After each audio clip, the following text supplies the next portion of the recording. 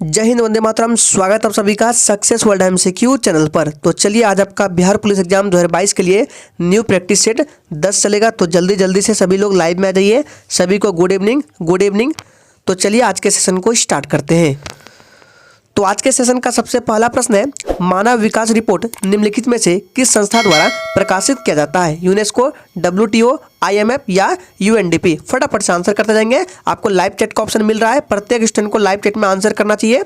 चलिए सभी स्टूडेंट का आंसर आना चाहिए लाइव चैट में। तो मानव विकास रिपोर्ट कौन सी संस्था जारी करती है? यह प्रश्न आपके एग्जाम के लिए मोस्ट इंपॉर्टेंट है। राइट आंसर जो ये बच्चे डी को दे रहे हैं बिल्कुल सही जवाब दे रहे हैं, UNDP याद रखना है। UNDP इसका राइट आंसर हो जाएगा। यूनेस्को का हेडक्वार्टर पूछा है तो कहाँ है? तो यूनेस्को का हेडक्वार्टर पेरिस है, याद रखना है। WTO का कहाँ है? जिनेवा है। IMF का कहाँ है? तो वाशिंगटन DC है, याद रखना है। और UNDP का कहाँ है? तो न्यूयॉर्क है, याद रखना है। सभी प्रश्नों को याद रखना है। अगर आप लिखना चाहते हैं लिख सकते हैं, UNDP का मुख्यालय न्यूयॉर्क हो जाएगा। चलिए शिक्षक आगे बढ़ते हैं। नेक्स्ट है, निम्नलिखित में से किसे मिस यूनिवर्स 2021 का ताज पहनाया गया है? फटाफट से आंसर करेंगे। चलिए तो बताना है किसे मिस यूनिवर्स 2021 का ताज पहनाया गया है। इसका राइट आंसर बी हो जाएगा, हरनाज संधू को। बी बिल्कुल सही जवाब हो जाएगा। चलिए शिक्षक आगे बढ़ते हैं। नेक्स्ट है, जर्मोप्लाज्म का सिद्धांत किसने दिया था? फटाफट से आंसर करते जाएंगे। प्रत्येक स्टूडेंट को आंसर करने हैं।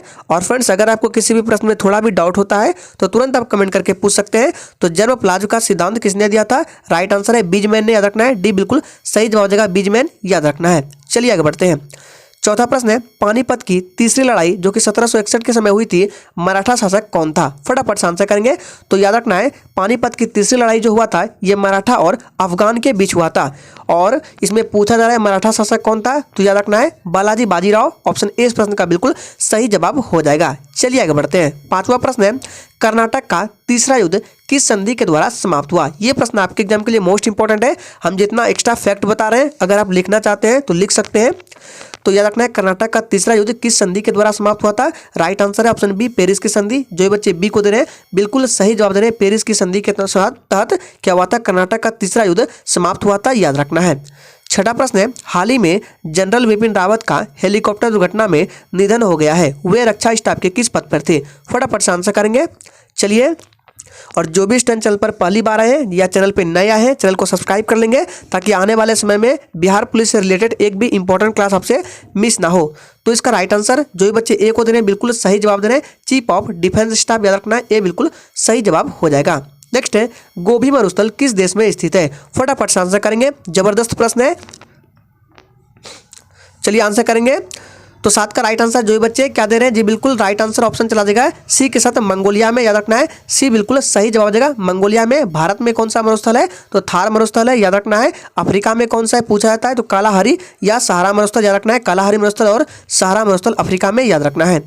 नेक्स्ट है, मंगोल आक्रमणकारी तैमूरलंग 1398 ईस्वी में किसके शासनकाल में भारत पर आक्रमण किया था? सोच समझ कर आंसर करना है। सारे प्रश्न बिल्कुल सिलेक्टेड लिए गए जो आपके एग्जाम में आ सकते हैं।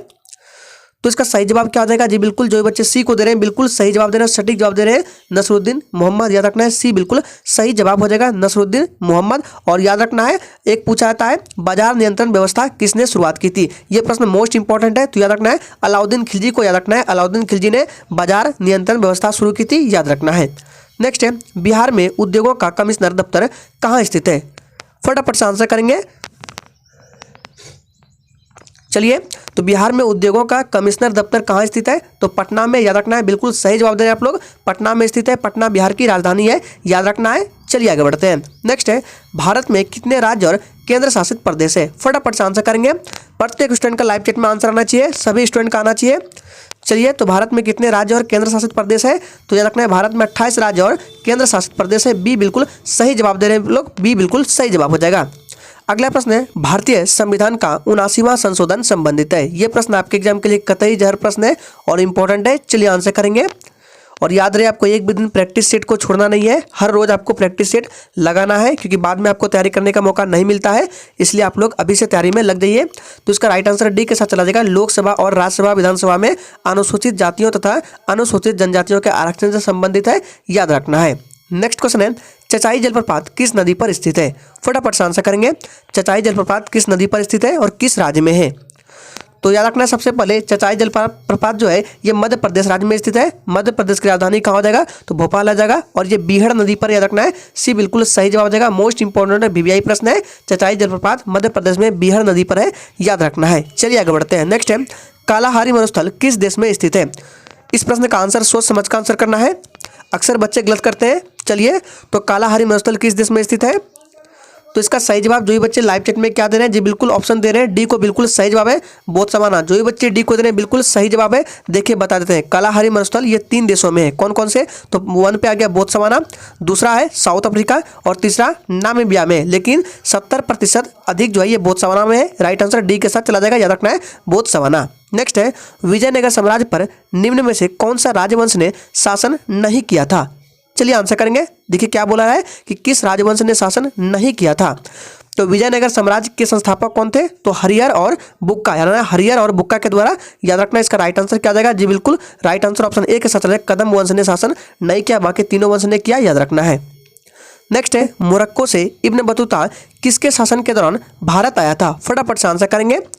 और याद रखना है इब्न बतूता जो है ये मोरक्को यात्री था और किसके शासन के दौरान भारत आया था, तो मोहम्मद बिन तुगलक भी बिल्कुल सही जवाब हो जाएगा, मोहम्मद बिन तुगलक। और इब्न बतूता की एक पुस्तक है जो कि पूछा जाता है रेहला, याद रखना है रेहला पुस्तक इनकी ही पुस्तक है, याद रखना है। नेक्स्ट है श्वेत रक्त कणिकाएं कितने प्रकार की होती है। फटाफट से आंसर करेंगे।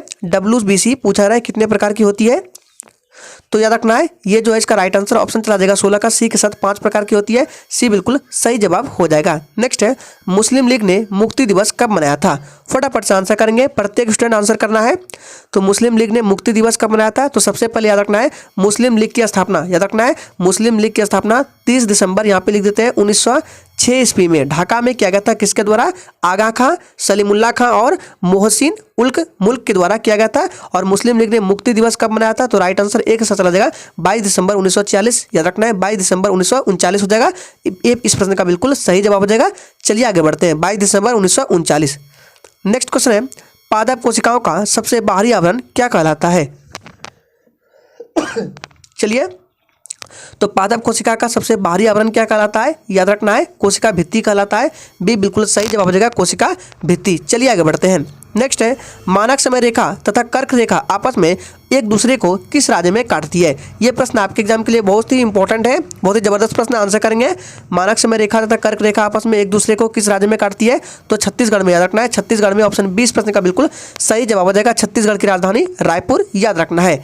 चलिए आगे बढ़ते हैं। नेक्स्ट है तीस्ता किस प्रमुख नदी प्रणाली का हिस्सा है। फटाफट से आंसर करेंगे। चलिए, सारे प्रश्न इंपॉर्टेंट और सिलेक्टेड है, इसलिए सेशन में अंत तक बने रहना है। तो देखिए तीस्ता नदी का उद्गम स्थल कहाँ है, तो ये चोलामू झील से निकलती है, याद रखना है इंपॉर्टेंट है। और तीस्ता किस प्रमुख नदी प्रणाली का हिस्सा है, तो ब्रह्मपुत्रा। ऑप्शन डी इस प्रश्न का बिल्कुल सही जवाब हो जाएगा। और ब्रह्मपुत्रा नदी को तिब्बत में सांगपो के नाम से जानते हैं, याद रखना है किस नाम से, सांगपो के नाम से। ब्रह्मपुत्रा नदी को अरुणाचल प्रदेश में दिहांग के नाम से, सभी को याद रखना है। ये प्रश्न अक्सर एग्जाम में पूछे जाते हैं। ब्रह्मपुत्रा नदी को असम में ब्रह्मपुत्रा के नाम से, ब्रह्मपुत्रा नदी को अरुणाचल प्रदेश में दिहांग के नाम से, और इसी ब्रह्मपुत्रा को बांग्लादेश में जमुना के नाम से जाना जाता है। नेक्स्ट है अराकू घाटी कहाँ स्थित है। फटाफट से आंसर करेंगे, जितना हम एक्स्ट्रा फैक्ट बता रहे हैं अगर आप लिखना चाहते हैं तो लिख सकते हैं। तो अराकू घाटी कहाँ स्थित है, याद रखना है ये जो है आंध्र प्रदेश में स्थित है, सी बिल्कुल सही जवाब हो जाएगा। और याद रखना है कुचिपुड़ी, कुचिपुड़ी यहाँ का लोक नृत्य है, याद रखना है। और आंध्र प्रदेश को याद रखना है जो कि 1953 ईस्वी में बना था तेलुगु भाषा के आधार पर, याद रखना है। नेक्स्ट निम्नलिखित में से कौन सा मौर्य शासक सेंड्रोकोटस के नाम से जाना जाता था। फटाफट से आंसर करेंगे। और जिसने अभी तक सेशन को लाइक नहीं किया, सेशन को लाइक करेंगे, सेशन को शेयर करेंगे। तो इसका सही जवाब क्या हो जाएगा जी बिल्कुल 22 का राइट आंसर ऑप्शन ए के साथ चला जाएगा चंद्रगुप्त मौर्य। ऑप्शन ए इस प्रश्न का बिल्कुल सही जवाब हो जाएगा। मौर्य वंश की स्थापना किसने की थी, तो चंद्रगुप्त मौर्य ने, याद रखना है। नेक्स्ट क्वेश्चन है अंडमान निकोबार द्वीप समूह की राजधानी पोर्ट ब्लेयर स्थित है। याद रखना है कि अंडमान निकोबार द्वीप समूह की राजधानी कहाँ है, तो पोर्ट ब्लेयर। ये कहाँ स्थित है आपको बताना है, उत्तरी अंडमान में, दक्षिणी अंडमान में, पूर्वी अंडमान में या पश्चिमी अंडमान में। तो इसका सही जवाब जो ये बच्चे लाइव चैट में बी को दे रहे हैं बिल्कुल सही जवाब दे रहे हैं, साउथ अंडमान दक्षिणी अंडमान हो जाएगा, बी इस प्रश्न का बिल्कुल सही जवाब हो जाएगा, याद रखना है। नेक्स्ट है निम्न नदियों में से किसे वृद्ध गंगा के रूप में जाना जाता है। चलिए आंसर करेंगे फटाफट से। तो किस नदी को वृद्ध गंगा के रूप में जाना जाता है, गोदावरी को, याद रखना है ये बिल्कुल सही जवाब हो जाएगा, गोदावरी को, याद रखना है। और इसे दक्षिणी गंगा भी कहते हैं, याद रखना है। नेक्स्ट है इंडिया इंडिपेंडेंट लीग की स्थापना किसने की थी। फटाफट से आंसर करते जाएंगे। चलिए, इंडिया इंडिपेंडेंट लीग की स्थापना किसने की थी? तो इसका सही जवाब ऑप्शन चला जाएगा बी के साथ, रास बिहारी बोस ने। याद रखना है, ऑप्शन 20 प्रश्न का बिल्कुल सही जवाब हो जाएगा। चलिए आगे बढ़ते हैं। नेक्स्ट है, भारत और अफगानिस्तान के मध्य सीमा रेखा डूरंड रेखा, याद रखना है, और इसका निर्धारण किस वायसराय के शासनकाल में हुआ था? आपको यह भी याद रखना है कि भारत और अफगानिस्तान के मध्य कौन सी सीमा रेखा है? डूरंड रेखा, और इसका निर्धारण किस वायसराय के शासनकाल में हुआ था? तो सही जवाब है लॉर्ड लैंसडाउन। याद रखना है, लॉर्ड लैंसडाउन। ऑप्शन ए इस प्रश्न का बिल्कुल सही जवाब हो जाएगा। चलिए आगे बढ़ते हैं। नेक्स्ट है, प्रोटीन निर्माण का सक्रिय स्थल क्या है? फटाफट से आंसर करते जाएंगे। और फ्रेंड्स, ये आपका प्रैक्टिस सेशन 10 चल रहा है। इससे पहले आपका 1 से लेकर 9 तक हो चुका है, और 8 तक के PDF भी टेलीग्राम चैनल पर अपलोड कर दिया गया है। अगर आपने डाउनलोड नहीं किया है तो डाउनलोड कर लीजिए, लिंक आपको वीडियो के डिस्क्रिप्शन बॉक्स में मिल जाएगा टेलीग्राम चैनल का। तो याद रखना है, प्रोटीन निर्माण का सक्रिय स्थल राइबोसोम है। ऑप्शन डी इस प्रश्न का बिल्कुल सही जवाब हो जाएगा। लाइसोसोम को याद रखना है, इसे आत्महत्या की तैली कहते हैं। माइटोकॉन्ड्रिया ऊर्जा का घर है, याद रखना है। नेक्स्ट है, मौर्य प्रशासन में टकसाल का अध्यक्ष कहलाता था। चलिए आंसर करेंगे। मौर्य प्रशासन में टकसाल का अध्यक्ष क्या कहलाता था? तो याद रखना है लक्षणाध्यक्ष। ऑप्शन बी बिल्कुल सही जवाब हो जाएगा, लक्षणाध्यक्ष। नेक्स्ट है, जर्मन वॉच द्वारा जारी जलवायु परिवर्तन प्रदर्शन सूचकांक 2022 में भारत का रैंक क्या है? फटाफट से आंसर करते जाएंगे। चलिए, तो भारत का रैंक बताना है, तो इसका राइट आंसर ए के साथ चला जाएगा, 10वां रैंक का। याद रखना है, ए बिल्कुल सही जवाब हो जाएगा। नेक्स्ट क्वेश्चन है, आवर्त सारणी के कौन सा तत्व की उच्चतम इलेक्ट्रॉन बंधुता होती है? फटाफट से आंसर करेंगे। आवर्त सारणी के कौन से तत्व की उच्चतम इलेक्ट्रॉन बंधुता होती है? इन 4 ऑप्शन में से बताना है। तो सही जवाब हो जाएगा क्लोरीन। याद रखना है, डी बिल्कुल सही जवाब हो जाएगा। क्लोरीन का संकेत Cl होता है। परमाणु क्रमांक पूछे तो 17 होता है, याद रखना है। नेक्स्ट है, निम्नलिखित में से किसे पूर्व का मोती के नाम से जाना जाता है? जापान, हांगकांग, श्रीलंका या ताइवान को?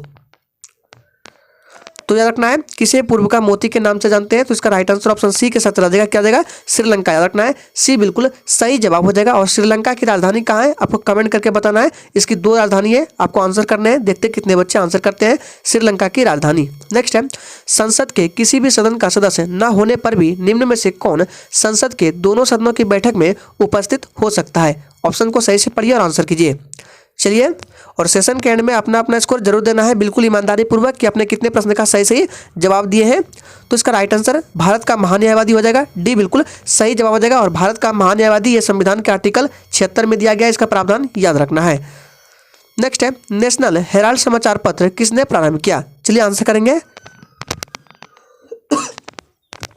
नेशनल हेराल्ड समाचार पत्र किसने प्रारंभ किया? तो याद रखना है, प्रारंभ किया जवाहरलाल नेहरू ने, बी बिल्कुल सही जवाब हो जाएगा, जवाहरलाल नेहरू ने। ऑप्शन 20 प्रश्न का बिल्कुल सही जवाब हो जाएगा। नेक्स्ट है, विश्व की सबसे व्यस्त व्यापारिक नदी कौन सी है? फटाफट से आंसर करेंगे। चलिए, तो याद रखना है, विश्व की सबसे व्यस्त व्यापारिक नदी राइन नदी है। ऑप्शन सी बिल्कुल सही जवाब हो जाएगा। जो भी बच्चे सी को दे रहे हैं बिल्कुल सही जवाब दे रहे हैं। नेक्स्ट क्वेश्चन है, नायलॉन का आविष्कार किसने किया? फटाफट से आंसर करेंगे। चलिए, बहुत ही शानदार प्रश्न है, नायलॉन का आविष्कार किसने किया? तो याद रखना है, इसका राइट आंसर बी के साथ चला जाएगा, वॉलेस कैरोथर्स ने, बी बिल्कुल सही जवाब हो जाएगा। नेक्स्ट क्वेश्चन है, भारत में किस वर्ष प्रथम शून्य आधारित बजट को लागू किया गया था? फटाफट से आंसर करेंगे, इंपॉर्टेंट प्रश्न है। भारत में किस वर्ष प्रथम शून्य आधारित बजट को लागू किया गया था? क्या हो जाएगा इसका राइट आंसर? तो जो बच्चे सी को दे रहे हैं बिल्कुल सही जवाब दे रहे हैं, 1983 ईस्वी में। याद रखना है, सी इस प्रश्न का बिल्कुल सही जवाब हो जाएगा, 1983 ईस्वी में। चलिए आगे बढ़ते हैं। नेक्स्ट है, चंद्रगुप्त मौर्य ने अपने जीवन के अंतिम समय में किस धर्म को स्वीकार कर लिया था? बहुत ही जबरदस्त और शानदार प्रश्न है, आंसर करेंगे। चंद्रगुप्त मौर्य ने अपने जीवन के अंतिम समय में किस धर्म को स्वीकार कर लिया था? तो इसका राइट आंसर क्या जाएगा? जी बिल्कुल बी के साथ चला जाएगा, जैन धर्म को, बी बिल्कुल सही जवाब हो जाएगा, जैन धर्म। याद रखना इंपॉर्टेंट है। अगला प्रश्न है, भारतीय संविधान का कौन सा आर्टिकल राष्ट्रपति को उच्चतम न्यायालय से परामर्श करने की शक्ति प्रदान करता है? चलिए आंसर करेंगे, फटाफट से आंसर करते जाएंगे। और जिसने लाइक नहीं किया फटाफट सेशन को लाइक करेंगे, सेशन को अपने सभी मित्रों के साथ जरूर शेयर करेंगे। तो इसका राइट आंसर सी के साथ चला जाएगा, आर्टिकल क्या हो जाएगा? 143 याद रखना है, सी बिल्कुल सही जवाब हो जाएगा। आर्टिकल 143 राष्ट्रपति को उच्चतम न्यायालय से परामर्श करने की शक्ति प्रदान करता है, याद रखना इंपॉर्टेंट है। नेक्स्ट है, अशोक का सबसे लंबा अभिलेख कौन सा है? यहाँ से 2 प्रश्न बनते हैं। पहले पूछा जाता है कि अशोक का सबसे लंबा अभिलेख, और दूसरा है सबसे महत्वपूर्ण अभिलेख। तो सबसे लंबा अभिलेख 7वां अभिलेख का, याद रखना है, सी बिल्कुल सही जवाब देगा। अगर पूछे कि अशोक का सबसे महत्वपूर्ण अभिलेख कौन सा है, तो 13वां अभिलेख याद रखना है। 13वां अभिलेख जो है ये अशोक का सबसे महत्वपूर्ण अभिलेख है, और इसी से कलिंग विजय की जानकारी मिलती है, याद रखना है 13वां अभिलेख से। नेक्स्ट है, पाल वंश के संस्थापक गोपाल ने अपनी राजधानी कहाँ बनाई थी? चलिए आंसर करेंगे। फटाफट से आंसर करेंगे। पालवंश के किस अधिवेशन में कांग्रेस के दोनों दल एक हो गए थे? ये प्रश्न आपके एग्जाम के लिए मोस्ट इंपॉर्टेंट वीवीआई प्रश्न है, इसको याद रखना है। कांग्रेस के किस अधिवेशन में कांग्रेस के दोनों दल एक हो गए थे? तो इसका सही जवाब है लखनऊ अधिवेशन 1916, जो कि 20 प्रश्न का बिल्कुल सही जवाब हो जाएगा। और आप लोग सही जवाब दे रहे हैं, लखनऊ अधिवेशन 1916 याद रखना है। चलिए इसी के साथ आगे बढ़ते हैं। नेक्स्ट है, जम्मू कश्मीर राज्य के एक विशेष अधिकार 35 से किस राष्ट्रपति द्वारा एक अध्यादेश के तहत में जोड़ा गया था? 1954 में जोड़ा गया था। फटाफट से आंसर करेंगे, राइट आंसर क्या आ जाएगा? तो किस राष्ट्रपति? तो भारत के प्रथम राष्ट्रपति डॉक्टर राजेंद्र प्रसाद के द्वारा। ऑप्शन ए इस प्रश्न का बिल्कुल सही जवाब हो जाएगा। नेक्स्ट है, बिंदुसार ने अशोक को कहाँ का गवर्नर नियुक्त किया था? चलिए आंसर करेंगे, बिंदुसार ने अशोक को कहाँ का गवर्नर नियुक्त किया था? तो इसका राइट आंसर है अवंती का। बी बिल्कुल सही जवाब हो जाएगा, अवंती याद रखना है, बी बिल्कुल सही जवाब हो जाएगा। चलिए इसी के साथ आगे बढ़ते हैं। नेक्स्ट क्वेश्चन है, पीलिया हमारे शरीर के किस अंग को प्रभावित करता है? अमाशय, अग्नाशय, छोटी आंत या फिर डी यकृत? तो पीलिया हमारे शरीर के किस अंग को प्रभावित करता है? तो जो बच्चे राइट आंसर डी को दे रहे हैं बिल्कुल सही जवाब दे रहे हैं, ये यकृत को डैमेज करता है। और यकृत जो है ये मानव शरीर की सबसे बड़ी ग्रंथि है, याद रखना है। आगे बढ़ते हैं। ल्यूकेमिया एक प्रकार का कैंसर है जिसमें असाधारण बढ़ोतरी होती है किसकी संख्या में? अस्थि कोशिकाओं की संख्या में, प्लेटलेट्स की संख्या में, लाल रक्त की कोशिकाओं की संख्या में, श्वेत रक्त कोशिकाओं की संख्या में। तो देखिए ल्यूकेमिया जो है एक प्रकार का कैंसर है और जिसमें क्या होता है, श्वेत रक्त कोशिकाओं की संख्या में बढ़ोतरी हो जाती है। ऑप्शन डी इस प्रश्न का बिल्कुल सही जवाब हो जाएगा, याद रखना इंपॉर्टेंट है। चलिए आगे बढ़ते हैं। नेक्स्ट है, प्रोजेस्टेरोन हार्मोन्स का स्रावन किसके द्वारा होता है? फटाफट से आंसर करेंगे, प्रोजेस्टेरोन हार्मोन्स का स्रावन किसके द्वारा होता है? सोच समझ का आंसर करना है। तो इसका सही जवाब जो ये बच्चे सी को दे रहे हैं बिल्कुल सही जवाब दे रहे हैं, कॉपर्स लुटियम याद रखना है। सी बिल्कुल सही जवाब देगा, लुटियम, कॉपर्स लुटियम याद रखना है। अगला प्रश्न है, निम्नलिखित में से किसके प्रभाव में आकर अशोक बौद्ध धर्म की ओर आकृष्ट हुआ? फटाफट से आंसर करेंगे। ध्यान दीजिएगा इस प्रश्न में आकृष्ट वर्ड का प्रयोग है। तो किसके प्रभाव में आकर अशोक बौद्ध धर्म की ओर आकृष्ट हुआ? इसका सही जवाब है ऑप्शन ए निग्रोथ, याद रखना है, ये बिल्कुल सही जवाब देगा निग्रोथ। नेक्स्ट है, माउंटबेटन योजना आधार बनी। चलिए आंसर करेंगे, किसके आधार बनी थी माउंटबेटन योजना? फटाफट से आंसर करेंगे। तो इसका सही जवाब क्या हो जाएगा? जी बिल्कुल सी के साथ आ जाएगा, देश के विभाजन की, याद रखना है। सी बिल्कुल सही जवाब हो जाएगा, देश के विभाजन की। चलिए आगे बढ़ते हैं। नेक्स्ट है, विश्व की सर्वाधिक विश्वासघाती नदी किसको कहा जाता है? फटाफट से आंसर करते जाएंगे। और जिसने अभी तक सेशन को लाइक नहीं किया है, चैनल को सब्सक्राइब नहीं किया, चैनल को सब्सक्राइब करके साथ में बेल आइकन को जरूर प्रेस कर लेंगे। राइट आंसर ऑप्शन डी के साथ आ जाएगा, हुआंगहो, याद रखना है, डी बिल्कुल सही जवाब हो जाएगा। और ये कहाँ बहती है? तो चीन में बहती है, याद रखना है। नेक्स्ट है, हिंदू विधवा पुनर्विवाह अधिनियम किस वर्ष पारित हुआ? ये भी प्रश्न आपके एग्जाम के लिए मोस्ट इंपॉर्टेंट है, तो याद रखना है, हिंदू विधवा पुनर्विवाह अधिनियम किस वर्ष पारित हुआ? सही जवाब है 1856 ईस्वी में, याद रखना ये बिल्कुल सही जवाब हो जाएगा। और किसके प्रयास से पूछा जाता है? तो ईश्वर चंद्र, याद रखना ईश्वर चंद्र विद्यासागर के प्रयास से पारित हुआ, याद रखना इंपॉर्टेंट है। तो आज के सेशन में टोटल 50 इंपॉर्टेंट प्रश्नों को रखा गया था। तो आज के लिए इतना ही, चलिए कल फिर रात मिलते हैं 8 बजे नेक्स्ट क्लास के साथ।